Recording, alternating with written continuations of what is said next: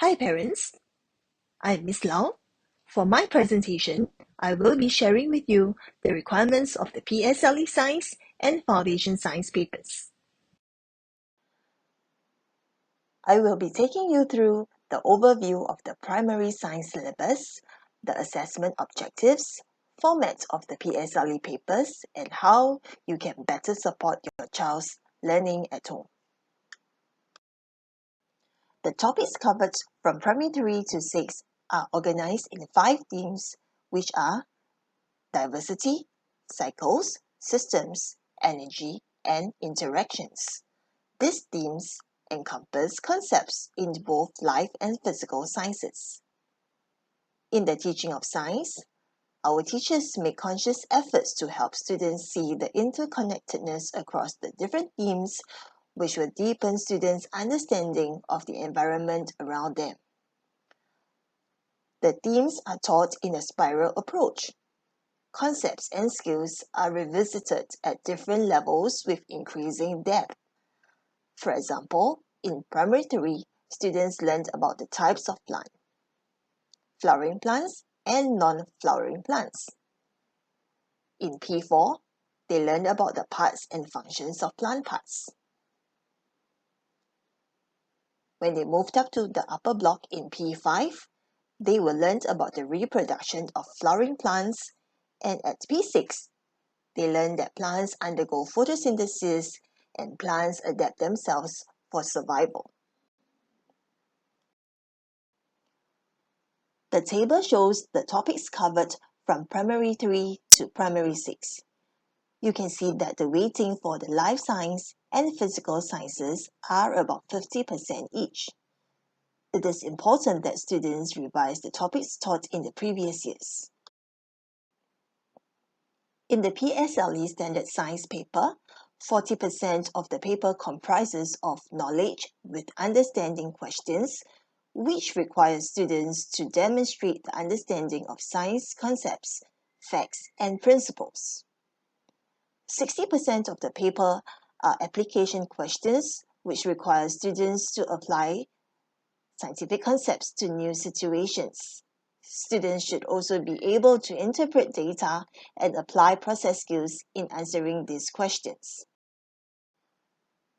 The PSLE Standard Science paper consists of one written paper, which comprises of 2 booklets, A and B. Booklet A consists of 28 multiple choice questions with 4 options provided. Each question is 2 marks, which is a total of 56 marks for Booklet A. Booklet B consists of 12 to 13 open-ended questions. Each question carries 2, 3, 4, or 5 marks, and this is a total of 44 marks. The duration of the paper is 1 hour and 45 minutes. Time management is extremely important during the examination. Many a times, students often struggle to complete the open-ended questions as they spend too much time doing the multiple choice questions. A suggested guide is that our students should spend about less than 45 minutes for Booklet A and approximately an hour or so to complete Booklet B. I will take you through some exemplars of past PSLE questions. This is a multiple choice question in the Standard Science paper. Based on students' observations of the 2 diagrams, they are supposed to remember the structures R and S help in the dispersal of fruits and seeds. This is a straightforward recall type of question. Exemplar 2 is taken from the Standard Science PSLE paper. This is a knowledge with understanding question which is rather straightforward, and students are supposed to identify where condensation takes place in the water cycle. Exemplar 3 is a life science open-ended question in Booklet B. This question requires students to name parts of the cells as well as state the functions of the cell parts. This open-ended question on the electrical system requires students to identify the errors in the connection of the parts of the circuit. Students will then draw the correct connections such that it fulfills the conditions stated in the question. The table shows the topics covered from Primary 3 to Primary 6.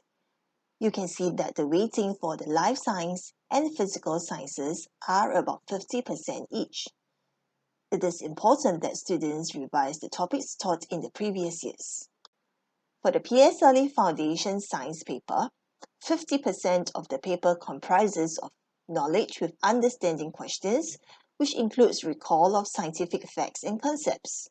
The remaining 50% are application questions where students will apply process skills in various contexts. The PSLE Foundation Science paper consists of one written paper, which comprises of two booklets A and B. Booklet A consists of 18 multiple choice questions with 3 options provided. Each question is 2 marks, which is a total of 36 marks. Booklet B consists of 6 to 7 structured questions. Examples of structured questions are matching or fill in the blanks. Each question carries 2 or 3 marks, and this is a total of 14 marks. These questions are generally less demanding and more straightforward in nature. The second part of Booklet B consists of 5 to 6 open-ended questions, which ranges from 2, 3 to 4 marks, and that is a total of 20 marks.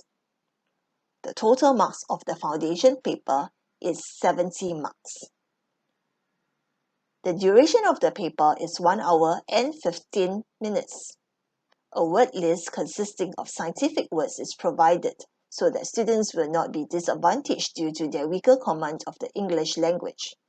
However, do take note that the list is not exhaustive. This is a multiple choice question in the Foundation Science paper.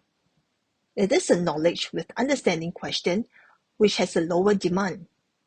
Students are only required to recall the correct property of the material as described in the question. This is a structured question in Booklet B of the Foundation Science paper. For Part A, students are supposed to name the process photosynthesis. For Part B, they need to circle the correct answer based on the movement of substance as shown in the diagram. For this life science process skill question found in Booklet B, students are supposed to use the evidence as shown in the results table to explain the change in the number of moths over a period of time. The RICE strategy can be used to train students in answering multiple choice questions. Students are to go through these steps. Firstly, read the question and identify the keywords. Study any diagrams, tables, or graphs provided carefully. Next, identify the topic and concept tested. Study the given options. And lastly, derive the answer using the elimination method. Students should cross out any answers that are likely to be incorrect to arrive at the best possible answer. The RICE strategy is also used to help our students answer open-ended questions. Students should read the questions carefully to mark out keywords and source for clues to help answer the question. Study any diagrams, tables, or graphs provided. Next, identify the concepts tested and select the relevant concept to answer the question based on the given context. Answers should be explained clearly and concisely. The mark allocation and the number of lines provided in the questions are some clues to guide how long the answer should be. While answering open-ended questions, there are common terms which students would normally see in their question papers. Hence, they need to know the demand required for these terms. For questions with the following terms, such as state, identify, list, name, or give an example. Short and direct answer is required with no explanation needed.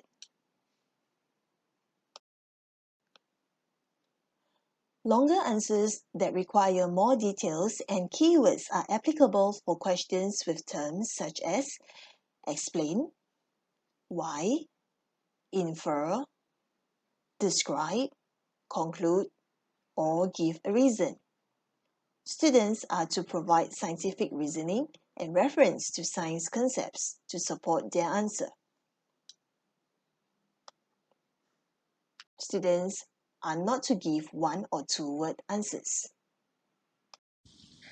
CER is an answering technique that guides students in structuring their responses for open-ended questions. Claim refers to a statement or a choice that answers the question. Evidence refers to the scientific data.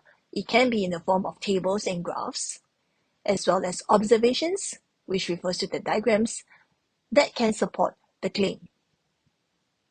Reasoning refers to the scientific concepts that connect evidence to the claim. The reason explains how the evidence supports the claim.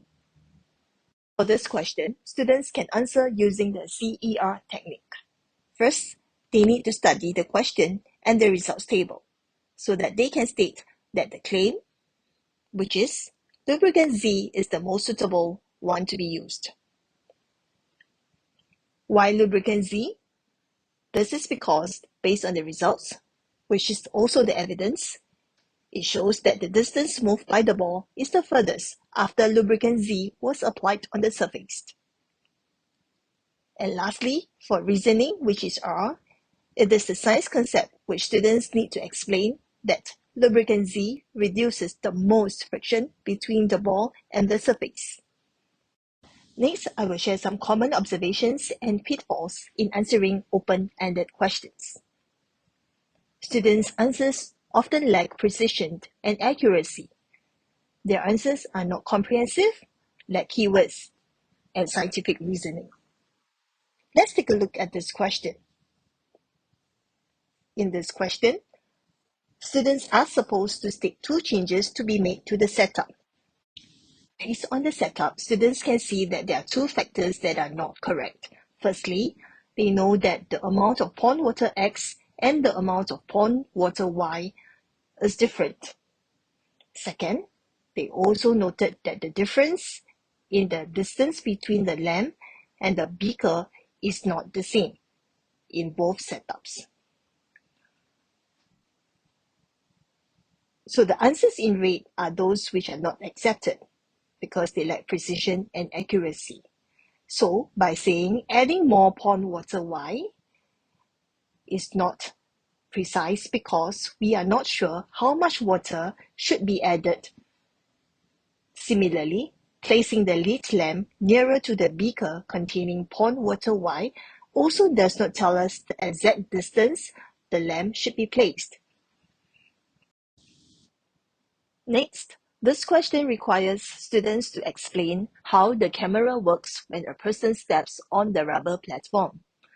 The answer in red merely states that electricity flows through a closed circuit. Even though this is a scientific fact, it doesn't explain how the metal plate comes into contact with the contact point, therefore forming a closed circuit, and this allows the camera to work.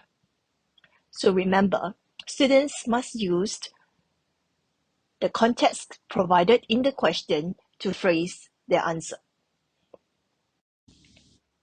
For this question, students need to use the correct comparison word in explaining the evidence.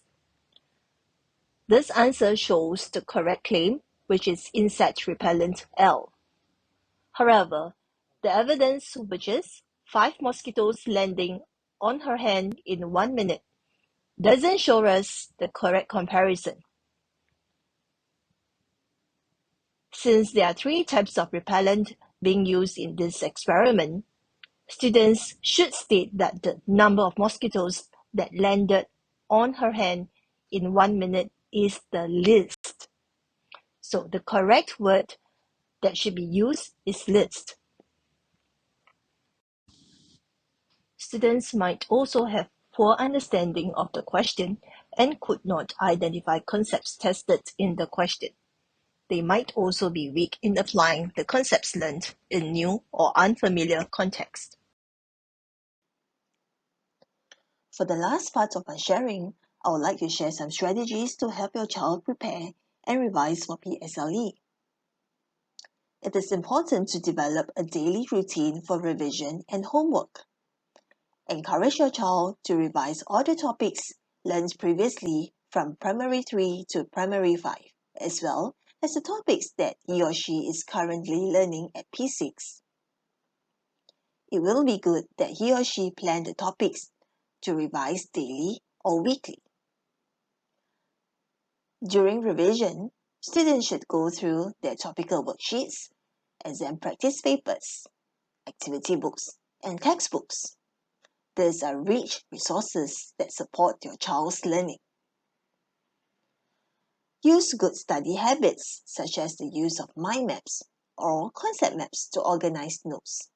This helps students see the connections of key ideas and concepts. To commit science facts or concepts to their long-term memory, students can use acrostics or mnemonics. One example is as shown here. Finally, we can help deepen our children's interest in science by encouraging them to ask questions as they observe things and phenomena in their daily lives. Explore science together with your children at home. Nurture their sense of curiosity so that they can see the relevance of learning science to their everyday experiences.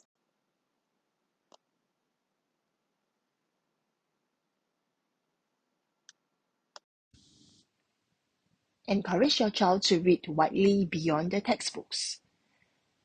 Read science-related articles, books, and magazines. With this, I've come to the end of my sharing. If you have any queries, feel free to email me or consult your child's science teacher. Thank you, and I wish you a good day ahead.